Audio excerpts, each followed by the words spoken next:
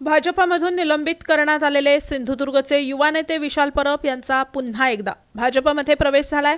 विधानसभेच्या निवडणुकीत त्यांनी अपक्ष निवडणूक लढवली होती, त्यामुळे त्यावेळी त्यांचं निलंबन करण्यात आलं होतं। पुन्हा पक्षप्रवेशानंतर विशाल परब काय म्हणालेत पाहूयात। आनंद म्हणजे भारतीय जनता पक्षामध्ये आम्ही याच्यापूर्वी सुद्धा होतो, मधल्या काळामध्ये पण मनापासून होतो आणि आजही आणि ह्याच्या पुढे सुद्धा राहणार आहोत। आज फक्त घर वापसी म्हणजे मी घरामध्येच होतो, घरामध्ये बाहेर नव्हतो, पण परिस्थितीनुसार माणसाला त्यावेळी ते कार्य करावं लागतं। भारतीय जनता पक्ष हा खूप जगातील एक नंबर पक्ष आहे, देशातील एक नंबर पक्ष आहे, राज्यातली आहे आणि आज मी तुम्हाला एवढा शब्द देतो, कोकणात भारतीय जनता पक्ष आहेच, परंतु याच्यानंतर सुद्धा भारतीय जनता पक्ष जी जबाबदारी देईल, जे कार्य देईल ते तळागाळामध्ये न्यायचं कार्य माझ्यासारखा एक छोटासा कार्यकर्ता करेल।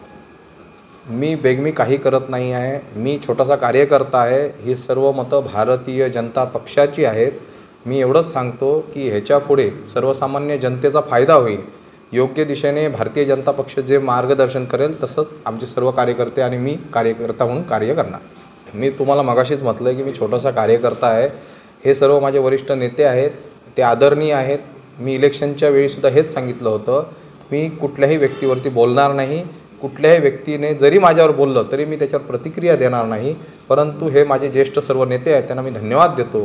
भारतीय जनता पक्षामध्ये सन्माननीय नरेंद्रभाई मोदी साहेब, त्याचप्रमाणे अमितजी शहा साहेब, त्याचप्रमाणे आमचे सर्वांचे लाडके मुख्यमंत्री देवेंद्रजी फडणवीस साहेब आणि या कोकणामध्ये म्हणा किंवा महाराष्ट्र राज्यामध्ये एक वेगळं आगळं नाव म्हटल्यानंतर एक नाव येतं, त्याचं नाव आहे सन्माननीय रवींद्रजी चव्हाण साहेब। या सर्वांचे मी आभार व्यक्त करतो। माझ्यासोबत आलेले हायकोर्टचे ॲडव्होकेट अनिलजी नेरोडेकर सर म्हणा, आमचे सर्व वेंगुर्ला, सिंधुदुर्ग आणि दोडामार्ग, सावंतवाडीच्या सर्व कार्यकर्त्यांना मी धन्यवाद मानतो, कारण एवढ्या जोरदार पावसामध्ये हजारोंच्या संख्येने मंत्रालयाच्या समोर तळकोकणातली लोक येणं ही सोपी गोष्ट नाही आहे। आज या ठिकाणी संपूर्ण जनतेने आणि महाराष्ट्राने पाहिलं असेल की तळकोकणातली लोकांचं सुद्धा चव्हाण साहेबांवर, भाजपवरती किती प्रेम आहे। त्यामुळे आजचा हा कार्यक्रम खूप भव्य दिव्य, आम्हाला वाटलं नव्हतं एवढा मोठा झाला।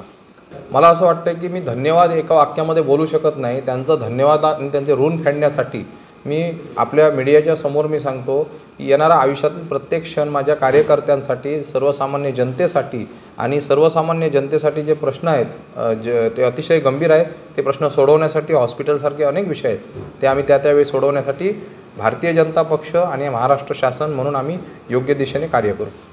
बघा, मी पूर्वी महाराष्ट्राचा युवा मोर्चाचा उपाध्यक्ष होतो, आज मी एक छोटासा कार्यकर्ता आणि त्यावेळी कार्यकर्ताच होतो। की माझ्यावर आणि भारतीय जनता पक्षावर प्रेम करणारे असंख्य लोक आहेत। मुंबई, पनवेल म्हणा, रायगड म्हणा, रत्नागिरी म्हणा, राजापूर, चिपळूण, त्याचप्रमाणे कोकणात सिंधुदुर्गपर्यंत संपूर्ण स्वागत केलं जाईल। कार्यकर्त्यांकडनं फोन येत आहेत की आज आपण भारतीय जनता पक्षामध्ये पुन्हा एकदा आमच्यासोबत असल्यामुळे आम्हाला उत्तेजन, ताकद आलेली आहे।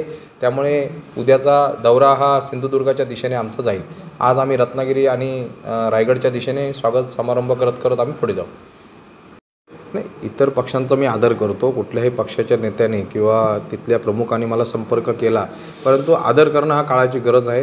परंतु मी चव्हाण साहेबांना या आमच्या भाजप पक्षाचा मायबाप मानतो आणि भाजप पक्षामध्ये कार्य करण्याची शैली आणि कार्य करण्याची पद्धत हे आपल्याला आवडत असल्यामुळे भारतीय जनता पक्ष हाच आम्ही स्वीकारलेला आहे। अनेक पक्षांची नावं घेत नाही, पण त्यांचंसुद्धा आपल्यावरती प्रेम आहे। एक विशाल परबवरती प्रेम करणारे अनेक पक्ष आहेत, परंतु ज्यावेळी पक्षनिष्ठा येते त्यावेळी भारतीय जनता पक्षाचं नाव घेतलं जातं।